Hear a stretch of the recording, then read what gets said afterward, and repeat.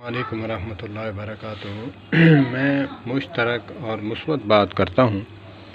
میں تعصب کے قائل نہیں ہوں۔ تعصب کو 3 طلاقیں دے کر 4 تکبیر جنازہ پڑھ کر اس کو میں نے دفنا دیا ہے۔ پیارے بھائیوں، اہل حدیث، دیوبندی بھائی، بریلوی بھائی، اہل سنت والجماعت، اگرچہ کچھ اختلاف ہیں لیکن اس میں جو ہے نماز میں خشوع اور خضوع جو ہے وہ ہر مسلک کے لیے مشترک ہے۔ نماز میں خشوع خضوع جو ہے یہ لازمی ہونا چاہیے۔ نماز جو ہے ارکان اس کے رکوع کرنا کیسے کرنا، اور رکوع سے اٹھنا کیسے رکنا، پھر کیا پڑھنا، پھر سجدہ کے لیے جانا، سجدے میں کیا پڑھنا، پھر سجدے سے اٹھنا، پھر جلسے میں بیٹھنا، کتنی دیر بیٹھنا اور کیا پڑھنا، پھر سجدہ دوسرا کرنا۔ اسی طرح ساری جو ہیں 4 رکعتیں ہیں یا پھر 2 ہیں تو ہم اس کو پورا کریں۔ تو خشوع اور خضوع جو ہے یہ مشترک ہے، کسی مسلک کے خلاف نہیں ہے، اور ہر مسلک کے علماء جو ہیں بتاتے ہیں عوام الناس کو چاہیے نماز میں خشوع اور خضوع کریں۔ مسلم شریف کی حدیث پاک ہے، آقا کریم علیہ الصلوۃ والسلام کے پاس ایک صحابی آئے، نماز انہوں نے پڑھی۔ نماز پڑھتے ہوئے آقا کریم علیہ الصلوۃ والسلام صلی اللہ تبارک و تعالی علیہ وآلہ وسلم تسلیما کثیرا نے جب دیکھا، واپس آئے تو ان کو فرمایا، ارجع میرے پیارے ساتھی، ارجع فصلی انک لم تصلی۔ علماء اور طلباء سمجھتے ہیں جو گرامر سے واقف ہیں، جب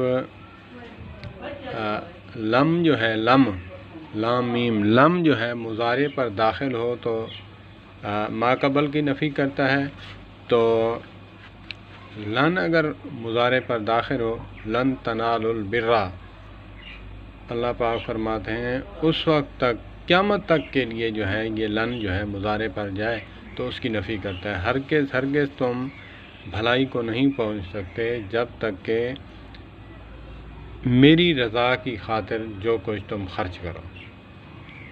تو اسی لیے اللہ کے نبی صلی اللہ تبارک و تعالی علیہ وآلہ وسلم تسلیما کثیرا جب نماز پڑھتے تو اس میں خشوع اور خضوع ہوتا، آرام سے ٹھہر کر اس نماز کو آقا کریم علیہ الصلوۃ والسلام نے مرغے کو دانے اٹھانے کے مترادف دیا ہے، کہ مرغہ جیسے جلدی جو ہے دانہ اٹھاتا ہے، سجدہ کرتا ہے، نیچے چونچ کرتا ہے، تو اسی لیے اس کو مرغے کی مشابہت دے کر فرمایا ہے کہ مرغے کی طرح ٹھونگے مار کر نماز نہیں پڑھو، اس میں خشوع خضوع ہو۔ تو میں یہ بات کر رہا تھا، صحابی رسول نے سلام کہنے کے بعد بیٹھنا چاہا تو آقا کریم علیہ الصلوۃ والسلام صلی اللہ علیہ وآلہ وسلم تسلیما کثیرا نے فرمایا، پیارے تم جاؤ، نماز تم نے پڑھی ہی نہیں۔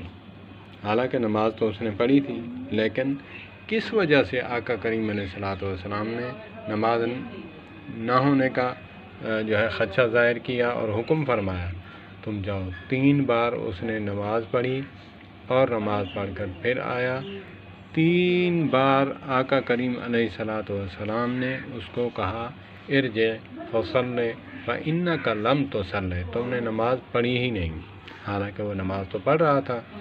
ہماری نمازیں وہی نمازیں ہیں، اس میں خشوع خضوع نہیں ہوتا، اس میں ٹھہراؤ نہیں ہوتا، ہمیں جلدی پڑھی ہوتی ہے کاروبار میں جانے کے لیے۔ پیارے بھائی، وہ نماز اس وقت تک برائی سے نہیں روک سکتی جو آقا کریم علیہ الصلوۃ والسلام کے طریقے کے مطابق نہ پڑھی جائے۔ قرآن پاک کا حکم ہے، ان الصلاۃ تنہی عن الفحشاء والمنکر، نماز جو ہے خبردار، بے شک نماز جو ہے نماز برے کاموں سے روکتی ہے۔ ہمیں کیوں نہیں روکتی؟ نماز بھی پڑھتے ہیں، جھوٹ بھی بولتے ہیں، نماز بھی پڑھتے ہیں، غیبت بھی کرتے ہیں، نماز بھی پڑھتے ہیں، بھائی کو بھی ستاتے ہیں، بہو کو بھی ستاتے ہیں، بیوی کو بھی ستاتے ہیں، پڑوسی کو بھی ستاتے ہیں، لوگوں کا دل بھی دکھاتے ہیں، نماز بھی پڑھتے ہیں۔ نماز ہماری دکھلاوے کی ہوتی ہے، لوگ سمجھے کہ یہ نمازی ہے پڑھا، لیکن اللہ کے ہاں نمازی کون ہے؟ اللہ نے فرمایا نا، ویل للمصلین، ان کی ویل ہے ان کے لیے، نمازیوں کے لیے جو خشوع خضوع نہیں کرتے۔ اسی لیے ہمیں چاہیے، یہ کسی دیوبندی یا اہل حدیث کا مسئلہ نہیں ہے، یہ پیارے حبیب صلی اللہ تبارک و تعالیٰ علیہ وآلہ وسلم جو ہمارے مشترک نبی ہیں، آپ بھی ان کا کلمہ پڑھتے ہیں، ہم بھی ان کا کلمہ پڑھتے ہیں۔ میری پیاری عوام، اللہ آپ کو خوش رکھے، نمازیں اپنی درست کرو، نمازوں میں خشوع خضوع لاؤ، خشوع خضوع لاؤ گے تو نمازیں رنگ لائیں گی۔ اللہ پاک مجھے بھی خشوع خضوع کے ساتھ نماز پڑھنے کی توفیق عطا فرمائے، اللہ پاک سننے والوں کو بھی اپنی اصلاح کرنے کی توفیق عطا فرمائے۔ السلام علیکم ورحمۃ اللہ وبرکاتہ۔